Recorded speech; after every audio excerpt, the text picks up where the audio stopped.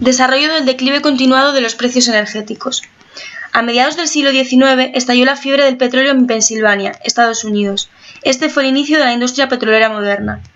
En enero de 1870, en la era de la posguerra de Estados Unidos, los avances tecnológicos y cotizaciones muy altas aumentaron el precio del crudo a sus máximos históricos. El incremento de las cotizaciones trajo la conocida fiebre del oro negro. Con la llegada de la Primera Guerra Mundial en 1914 se produjo un aumento de los precios del petróleo de entre $1 a $4 y la seguida Segunda Guerra Mundial. En 1921, México se convirtió en principal exportador y segundo productor más importante del mundo. Las razones fueron la creciente demanda de satisfacer el desarrollo industrial norteamericano y la reconstrucción de Europa después de las guerras mundiales. En enero de 1947, con el comienzo de la Guerra Fría, se limitó el acceso a los recursos de la entonces URSS, que además los requería para la construcción de su propia planta industrial. Esto afectó principalmente a Europa. A partir de 1948 y hasta 1972 vino el boom de Oriente Medio. 7 de cada 10 barriles de petróleo que se añadían a las reservas mundiales provenían de Oriente Medio. En 1959, la URSS reanudó sus exportaciones mundiales, al tiempo que las compañías petroleras dominantes de Oriente Medio, denominadas como las Siete Hermanas, decidieron sin previo aviso reducir el petróleo que pagaban a los países productores de esa zona.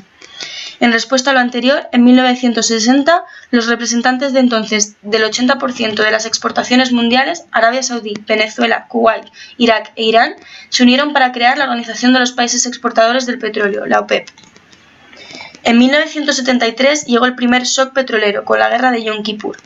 La demanda mundial registró un crecimiento promedio anual cercano al 8% y la oferta OPEP lo hizo un 10%. Consecuentemente, el exceso de la oferta trajo consigo un periodo de precios bajos y estables. Esto provocó la recesión económica más prolongada de Estados Unidos desde la Gran Depresión del 29. En 1978 llegó el segundo shock petrolero, junto con la revolución iraní, el giro de la monarquía del Shah Mohammad Reza Pahlavi a la constitución de la actual República Islámica de Irán, que trajo cambios estructurales al mercado internacional del petróleo y, consecuentemente, a la economía mundial.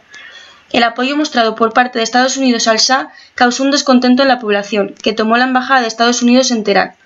En respuesta a la agresión, el presidente Carter ordenó la suspensión de las importaciones del crudo de Irán.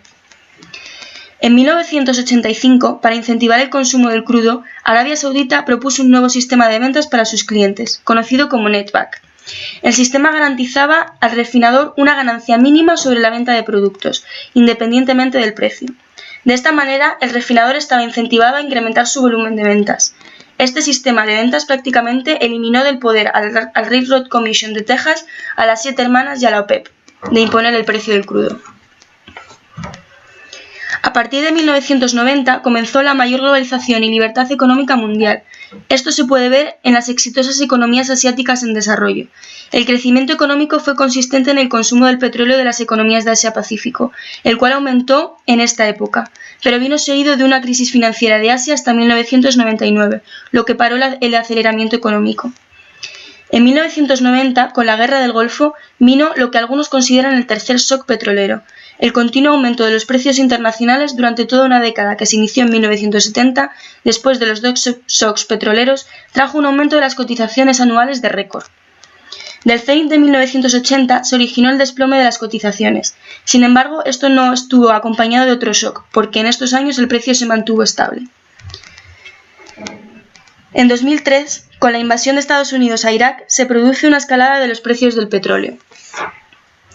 La demanda mundial del petróleo había crecido constantemente de un promedio anual de un 2% hasta el 2007, apoyada por un sólido y constante crecimiento económico mundial, por lo que se llegó a un máximo histórico del precio del crudo. En 2008 la escalada de precios se detuvo, los precios del crudo se desplomaron, como consecuencia de una desaceleración del crecimiento económico en las principales economías avanzadas. La OPEP respondió a la disminución de la demanda mundial del petróleo con el anuncio de una reducción total de las cuotas de producción, lo que sirvió para limitar el descenso de los precios del crudo.